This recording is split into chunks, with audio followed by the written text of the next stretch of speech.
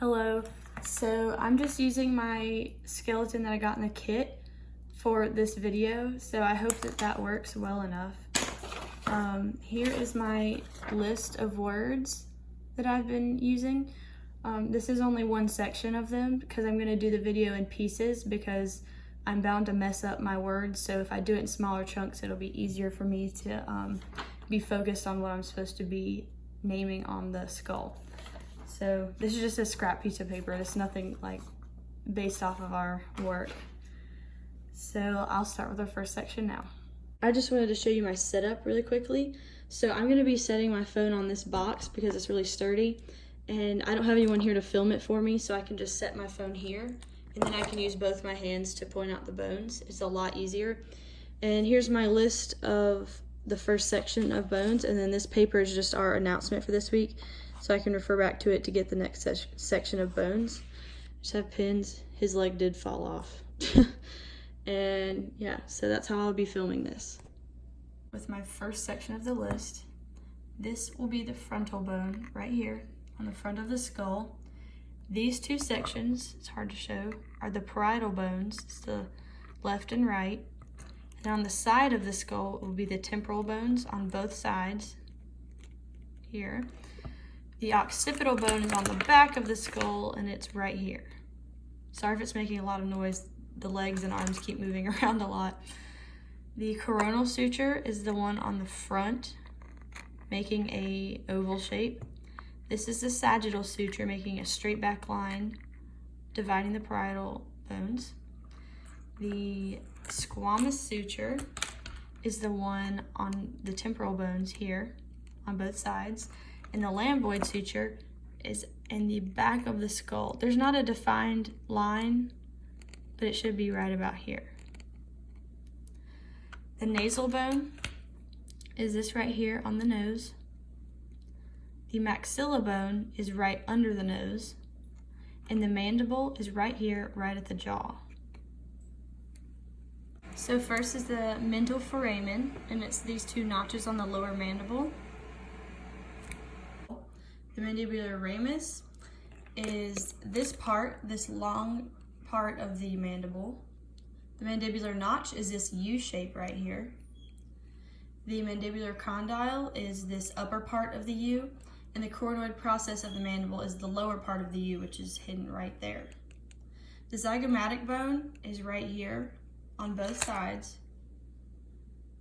And the sphenoid bone is back here through the eye sockets, and it goes farther back into the skull, and it's actually really hard to see from this angle. The ethmoid bone is in the nasal cavity, and it's right in here. Okay, for this section, we're going to be taking his skull cap off. And first, the lacrimal bone is right, let's see, it's in here on the side of the eye socket on both sides, so right in here.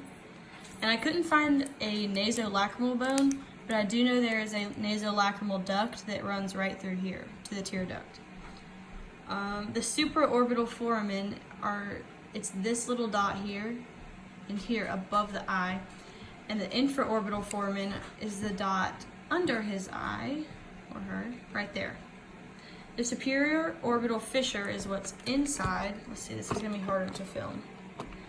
It is the little half oval shape that's purple right here. I need more hands to do this. Let's see. There we go. So it's this right here, this little oval shape that I'm showing you. And then the inferior orbital fissure is actually down in here on the eye. Let's see what's next. The vomer bone is down here in the nasal cavity. It's in the lower nasal cavity in the middle. And the perpendicular plate of the ethmoid bone is this part, but the upper part of the nasal cavity in the middle. Let's see what's it. The middle and inferior conch are on the left and right side, so the middle one would be around here, and the lower would be, or inferior ones would be here and here. Okay, so the anterior nasal spine is actually this little bone right here that pokes out from the nose. You can kind of feel it on your own nose. The external auditory meatus is this hole right here, and it's on both sides. The glabella is this little piece of the forehead that's right in between the eyebrows. The greater and lesser wing of the sphenoid bone. So the greater wing is more towards the upper section, and the lesser wing of the sphenoid bone is more close to the inner side.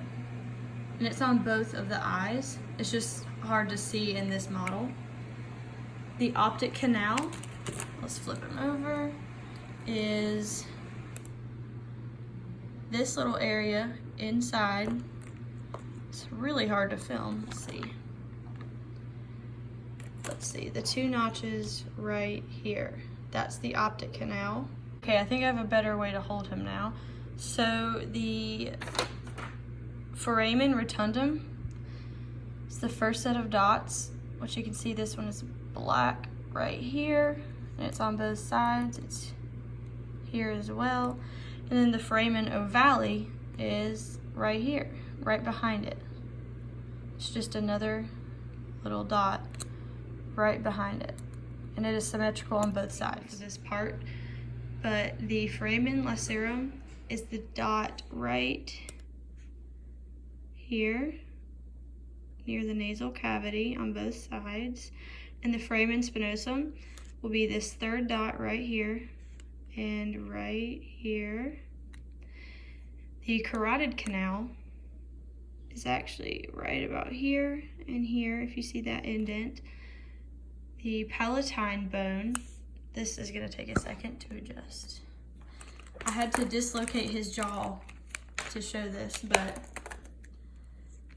it is, the palatine bone is the part of the palate in the upper mouth in the far back.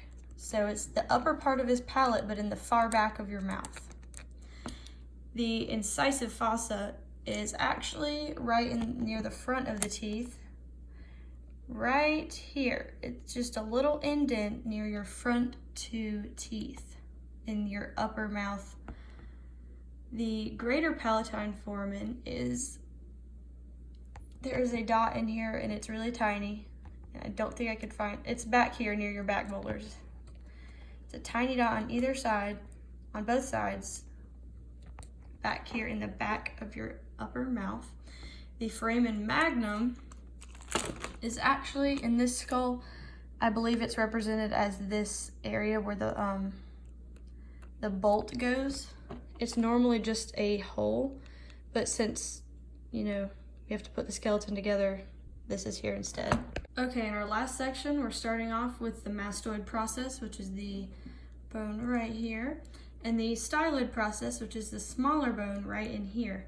The stylomastoid foramen, let me readjust him again, is this super tiny dot here. Sorry, it's not focusing. Okay, this is not working. But it's this tiny little purple dot here on the far side, and there's one again right here.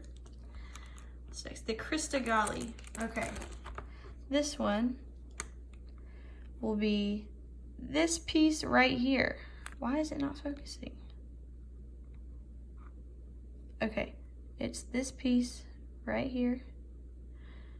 And the cribriform plate is actually the two pieces that are around the crista galli, if that makes sense. And it actually separates the nose from the brain.